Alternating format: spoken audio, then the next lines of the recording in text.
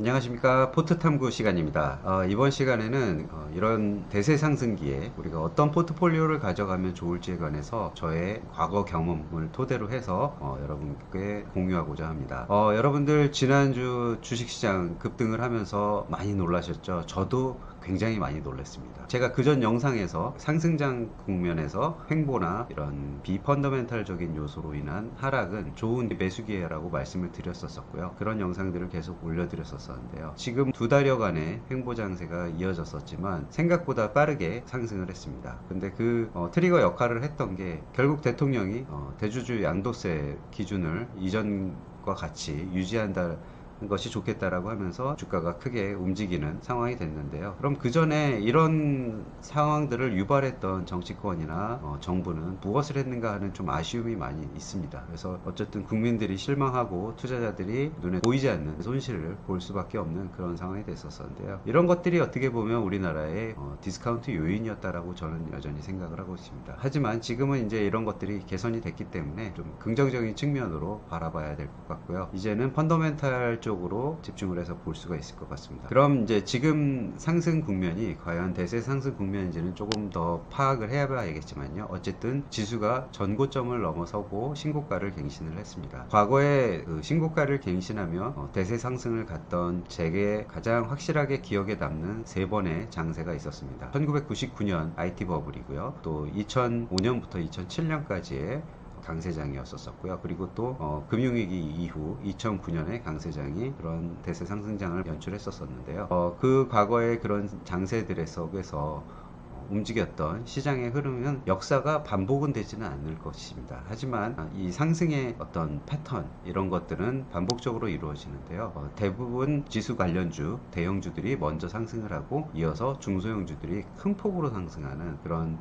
순환적인 모습을 연출했던 거는 세 번의 대세 상승기에 비슷한 사례라고 생각을 하고요. 이번에도 그렇게 그런 사례로 볼 수가 있습니다. 이전에 코로나 이후에 잠깐 반등했던 사례가 있었지만 전체적인 박스권을 돌파했다라고 생각을 하지는 않습니다. 과거에는 그런 박스권을 돌파하는 우상형의 강세장을 보였었는데요. 저는 지금의 그 박스권은 사실 15년짜리 그 박스권을 뚫었다라고 생각합니다. 물론 지수는 큰 폭으로 오르긴 했습니다만 2011년부터 25년까지의 어떤 경제 성장을 보면 경제 성장 대비해서 주가 상승은 그렇게 높지 않다는 것으로 생각이 됩니다. 그렇기 때문에 지금은 새로운 대세 상승 국면으로 진입했다라고 지수만 봤을 때는 그렇게 보입니다. 그러나 펀더멘털적인 요인들에 있어서 많은 우려들이 있을 텐데요.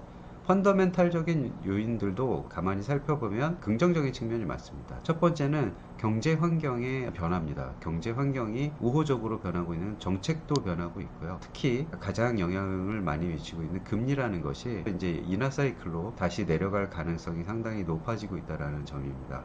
그리고 무역 정책이라든지 미국의 관세 정책 그런 관세 리스크에 대해서 내성이 생긴 상황이기 때문에 앞으로 그 관세 영향은 큰 리스크로 작용하지 않을 수도 있다는 것이 있습니다. 그리고 한국 시장도 정책적 리스크도 많이 감소가 된 편이고요. 이렇게 본다면 이제 우리가 순수하게 기업과 업황을 볼 수밖에 없는데요. 그런 기업과 업황은 전체적으로는 불안한 상황이지만 이런 글로벌 경제 환경의 변화를 보고 정책들의 변화 또 이런 국제정세의 변화들을 보면 한국의 기업들에게 긍정적인 요소들 또 기회의 요소들이 많이 나타나고 있습니다. 그런 기업들이나 그런 업종이나 섹터가 큰 폭으로 상승을 하고 있고요. 그렇기 때문에 펀더멘털적인 요인으로도 대세 상승에는 큰 영향이 없을 거라고 생각이 듭니다. 그리고 제가 뭐 한 가지 더 바라보는 측면이 있는데요. 바로 수급적인 부분입니다. 대세 상승 국면 이전에는 조정기가 분명히 있었겠죠. 그런 조정 시기에는 바닥은 항상 개인 투자가들이 잡습니다. 제가 이전에도 말씀드렸었는데요. 바닥의 그 힘든 과정은 개인 투자가들이 다 견뎌내고요. 상승 국면에 초입이 되면 개인 투자가들이 대거 처분을 합니다. 그러면 이 리스크를 피했던 외국인들이 이 물량을 모두 받아내고 추가적인 상승을 계속해서 일으킵니다. 그러면 개인 투자가들은 언제 본격적으로 돌아오냐면요. 이 대세 상승 국면이 끝나는 한 1년, 2, 3년 후에 그때 이 우상향의 추세는 변함이 없다라는 믿음을 갖고 이전에 파르셨던 분뿐만 아니라 파르셨다가 다시 돌아오시는 분들의 이웃분들, 특히 이제 주식을 한 번도 투자해 보시지 않으셨던 분들, 이런 분들까지 주식시장으로 들어오시게 됩니다. 그렇게 되면 그때 진정한 버블이 일어나고요. 그게 가장 유명했던 게 과거에 IT 버블 때 닷컴 버블이라고 해서 닷컴만 붙으면 뭐 매출이 없어도 수배씩 급등하는 그런 현상이 있었었는데요. 지금은 그런 현상은 없지 않습니까? 철저하게 펀더멘털에 의해서 상승을 많이 합니다. 그리고 중요한 것이 이런 주가 상승에 대한 경고나 물가나 금리에 대한 경고가 계속 있습니다. 과거의 대세 상승기 말의 끝자락을 보면은요, 물가 상승이나 뭐 이런 것들이 아니라 경고가 전혀 없습니다. 아무런 거의 경고가 없는 상태에서 갑작스럽게 그 버블이 붕괴하기 시작하거든요. 근데 지금은 워낙 많은 분들이 경고하시면서 이렇게 상승을 쭉 이끌어왔고, 그리고 수급의 주체도 다시 외국인 중심으로 넘어가고 있기 때문에 2년 정도 저는 상승하는데 큰 무리가 없다라고 생각하고, 특히 올해 말까지 크게 상승하면 물론 2026년은 좀 횡보 장세가 될 수도 있습니다. 그렇지만 2027년은 여러 가지 정책 효과와 금리 인하 또 금리 하락 이런 것들 영향으로 인해서 초강세장이 2027년에 예상이 되는데요. 마치 20년 전에 2005년을 보는 듯한 느낌이 들어서 제가 과거의 사례를 들고 여러분께 현재 포트폴리오를 어떻게 하면 좋을 것인지 말씀드리려고 합니다. 서론이 굉장히 길었는데요. 이런 사례들을 모르시는 분들은 조금 알아두시면 더 도움이 될 것 같아서 말씀을 드렸습니다. 그럼 대세 상승기 중소형주 포트폴리오의 추억에 관해서 여러분들께 본격적으로 말씀드리도록 하겠습니다. 최근 증시 동향을 보면 대형주 주도 상승과 개인 투자자 소외, 이거는 아까 잠깐 제가 말씀드렸던 대세 상승기 초기 국면에 나오는 현상 중에 하나입니다. 코스피도 사상 최고치를 돌파하고 있고 외국인 순매수가 다시 본격적으로 시작되고 있고요. 개인의 순매도는 굉장히 규모를 크게 하고 있습니다. 이런 상황에서는 개인 투자자들이 이제 지수가 올라가는 지수 관련주가 많지 않기 때문에 또 소외가 되지만 그나마 상승 종목을 갖고 있으셨던 분들이 그걸 매도함으로써 또 다시 매수할 기회를 못 찾으면서 또 소외가 되는, 종목을 잘 잡으신 분들마저도 소외되는 그런 현상이 나타납니다. 하지만 아까도 말씀드렸지만 이게 건전한 상승 국면의 신호라고 저는 생각하는 것이요. 현재 시장의 특징을 보면 개인 투자자 매도 우위고요. 외국인 기관 주도의 상승이고 신용 거래가 상대적으로 적습니다. 펀더멘탈 기반의 상승을 하고 있고요. 2007년에 아까 말씀드렸던 버블 말기에는 신용 융자가 4조 원을 돌파하면서 굉장히 리스크가 커졌고요. 1999년에 아까 리스크를 말씀드렸지만 2007년에도 개인의 무분별한 자금 유입이 있었었고 레버리지 투자가 급증을 했습니다. 그리고 또 투기적 매수 열풍이 있었었고요. 현재는 개인 매도 우위의 수비급이고 시장의 과열보다는 건전한 상승 국면이라는 신호로 해석해야 될 것 같습니다. 역사적으로 버블 국면의 말기에는 개인 투자자들 무분별한 자금 유입이 극에 달하는데 지금 그런 상황이 아니기 때문에 저도 개인 투자자고 여러분들도 개인 투자자가 더 많으실 텐데요. 과거에 이런 모습이 보였었기 때문에 이렇게 말씀을 드릴 수밖에 없는 것을 조금 이해해 주시기 바랍니다. 하지만 최근에는 개인 투자가 분들도 유튜브라든지 이런 쪽에서 학습을 하시면서 스마트한 그 투자를 하시는 분들이 많아지셨기 때문에 꼭 과거와 같은 패턴으로 될 거라고 저도 생각은 하지는 않습니다. 하지만 지금 초기에 나타나는 국면은 상당히 과거와 유사했기 때문에 지금은 2007년의 버블 말기라기보다는 2005년의 대세 상승 초기 국면과 유사하다라는 저는 생각을 하고 있습니다. 과거 대세 상승장의 패턴과 중소형주 흐름을 잠깐 보면요. 1999년 IT 버블에 대형주 선도하고 소형 IT주들이 수배씩 수십 배씩 상승하는 그런 장이 나타났었고요. 2005년에서 2007년에는 중국 영향으로 인해서 중국의 성장과 더불어서 대형 수출주들이 초반에 상승하고 이 대형 수출주들과 관계 있는 중소형 성장주들로 확산이 되는, 또 중견그룹들로 확산이 되는 그런 모습을 보였었습니다. 2009년에 금융위기 이후의 반등장도 초반에는 대형주의 반등이 시작이 됐고요. 그 이후에는 중소형 테마주 중심으로 폭발하는 그런 모습을 보였었습니다. 이렇게 상승 초기 국면에는 대형주가 시장을 견인하고 후반부에는 중소형주가 더 큰 폭으로, 그동안 앞에서 대형주가 올랐던 것보다는 더 큰 폭으로 오르게 됩니다. 아마도 기관 투자가들도 이런 상승장에서는 초기에는 대형주를 비슷하게 갖고 있습니다. 하지만 상승장의 중후반부로 갈수록 수익률 게임이 치열해지기 때문에 중소형주를 갖고 플레이를 할 수밖에 없습니다.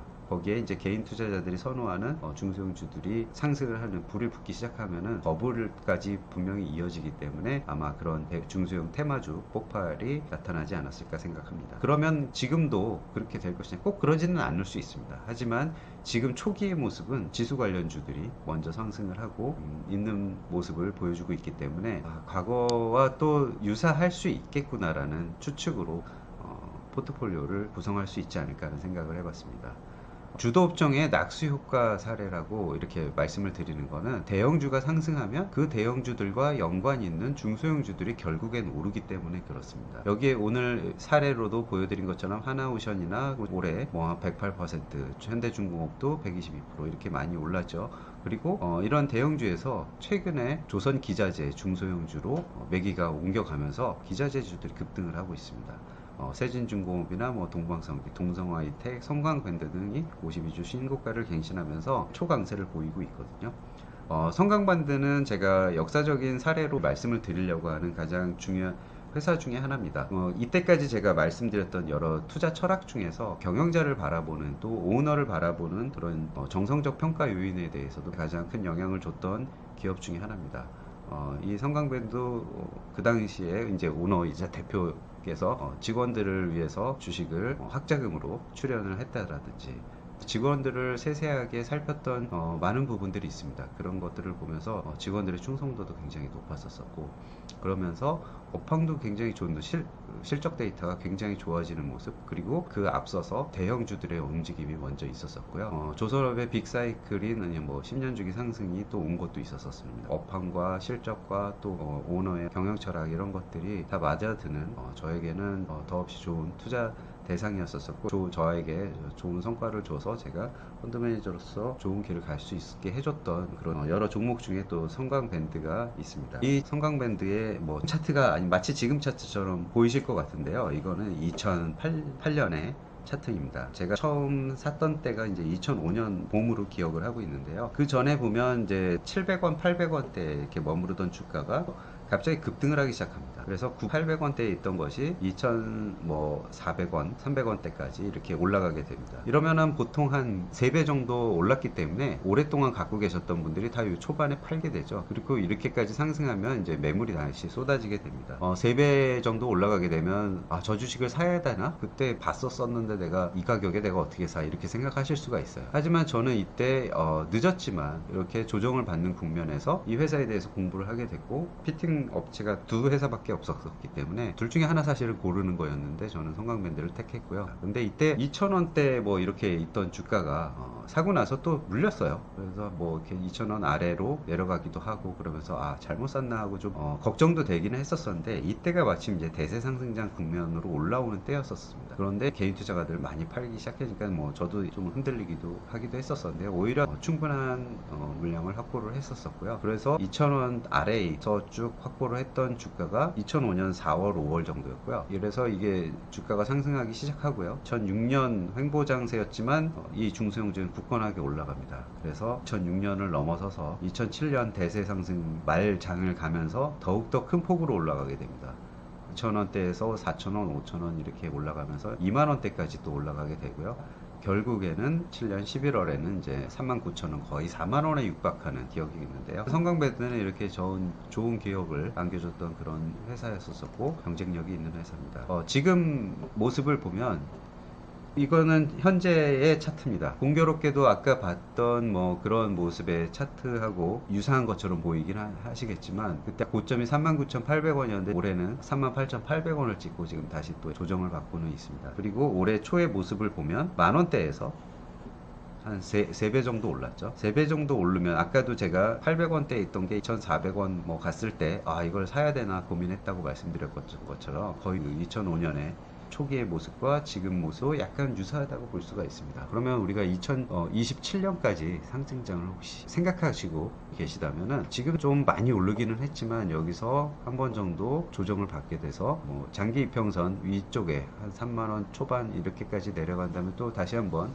더 큰 상승을 생각하면서 매수할 때가 되지 않나 하는 생각에서 말씀을 드렸고요. 과거에 슈퍼사이클을 봤던 조선업의 지금 현재 비슷한 상황인데 지금은 미국에서 필요 필요한 조선업을 우리가 도와줄 수밖에 없는 그런 상황이라서 조금 더 길어질 수 있는 사이클로 볼 수가 있습니다. 중소형주의 후발 랠리 가능성을 보면 이제 정고점을 돌파하면서 매물대 없는 영역에 진입을 하고요. 아까 말씀드린 대형주에서 중소형주로 자금 이동, 그리고 어떤 수익률 게임을 하게 되면 중소형주로 매기가 옮겨갈 수밖에 없는 그런 상황들 생각을 하셔야 될 것 같고요. 가계 사례 기관을 보면은 대형주 대비해서 사실 늦게 상승하지만 상승폭은 굉장히 클 수 있습니다. 그래서 좋은 중소형주를 골라서 차근차근 담아가시는 게 좋은 포트폴리오 전략이 아닐까 하는 생각을 합니다. 그리고 버블 우려는 아까도 말씀드렸지만 금리 정책이나 환경을 분석해 보면 금리가 인하 사이클이 되는데 이제 뭐 버블이 나오기는 좀 쉽지는 않습니다.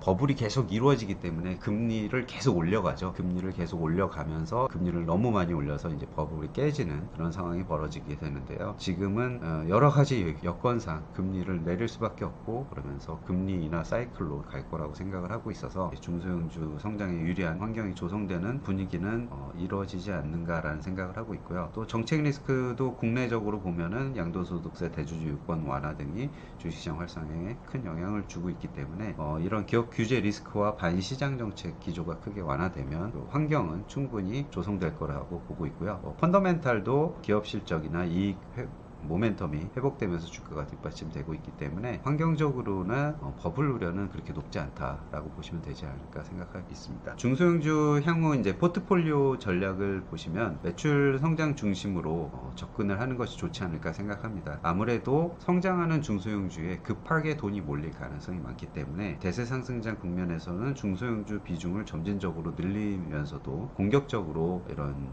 주식 비중을 확대하는 것이 좋지 않을까 이렇게 생각합니다. 매출 성장 중심으로 또 가야 되고요. 그래서 실적 성장성이 높은 기업일수록 주가 상승 탄력이 확대될 가능성이 높다라고 생각합니다. 또 특히 산업 사이클의 어떤 수혜를 받아야겠죠. 대형주 선행 상승으로 인해서 모멘텀이 검증된 업종이나 섹터의 중소형주를 공략하는 것이 어떨까 생각하고 있습니다. 뭐 예를 들어서 유망 섹터로 보면 방산을 볼 수가 있죠.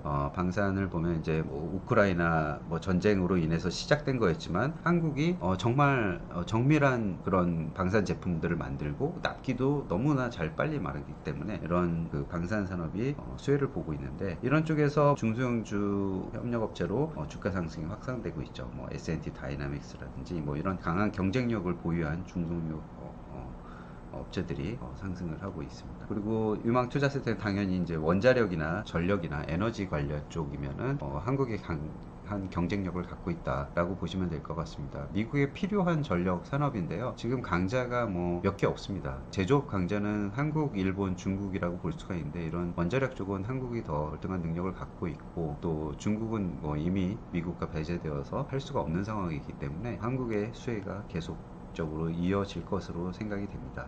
원전의 생태계가 부활하고 있고, 또 해외 수출이 확대될 가능성이 상당히 높습니다. 그리고 매출 급증 전환을 하고 있기 때문에 원전 부품이나 정비업체들의 수주 충대로 매출이 급증할 가능성이 있습니다. 원전 밸브, 배관 전문 중소기업이나 계측, 제어, 또 원전 정비 서비스 같은 기업 등이 해당이 될 것 같고요. 반도체는 뭐 항상 유망 섹터였죠. 우리나라가 강한 업종이기는 한데, 최근에는 이제 조금 무뎌지고 있다고 볼 수가 있습니다. 하지만 하이닉스 등 대형주들의 실적 턴어라운드가 가시화되고, 또 최근에 강력한 경쟁력을 갖추면서 부상하고 있기 때문에 관련된 이제 소부장 중소형주들의 낙수 효과가 또 기대가 되고 있습니다. 그래서 실적 컨센서스 상향이 되는 종목들은 추가적으로 상승할 수 있다라고 생각하고요. 이런 성장 기술주에 대한 밸류에이션 프리미엄도 확대될 가능성이 있기 때문에 반도체 섹터도 다시 한번 보는 것도 좋을 것 같습니다. 또 유망 섹터로 항상 뽑는 바이오 뷰티가 있는데요. 바이오는 금리 하락되면은 고 PER주 성장주가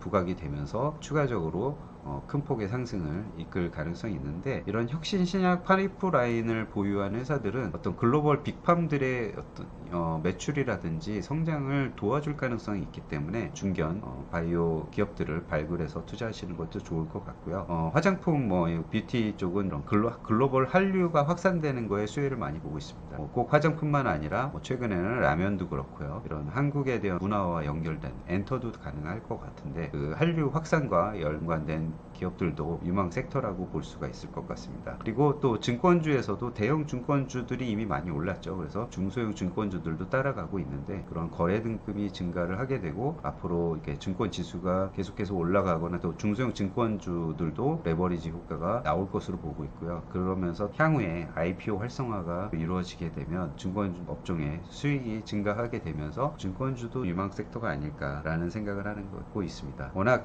예전에 영상에도 말씀드렸다시피 한국 전체 국민들의 순자산에서 주식 투자 비중이 차지하는 것이 한 5%, 7%를 계속 왔다 갔다 했었기 때문에 상승 가능성이 더 높다라고 저는 생각을 합니다. 그렇기 때문에 이런 종목들의 수혜가 예상이 되고 있습니다.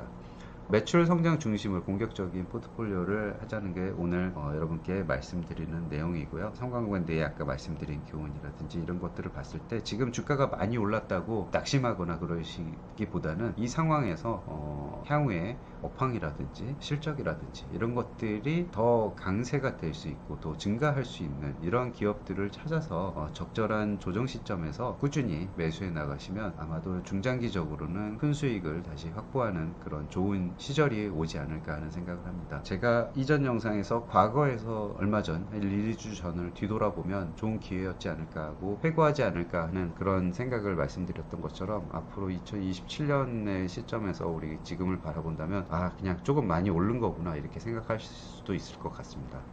그런 측면에서 포트폴리오를 자신감 있게 찾아보시기를 바라면서 오늘 영상을 마치도록 하겠습니다. 다음에 더 좋은 영상으로 여러분께 찾아뵙겠습니다. 감사합니다.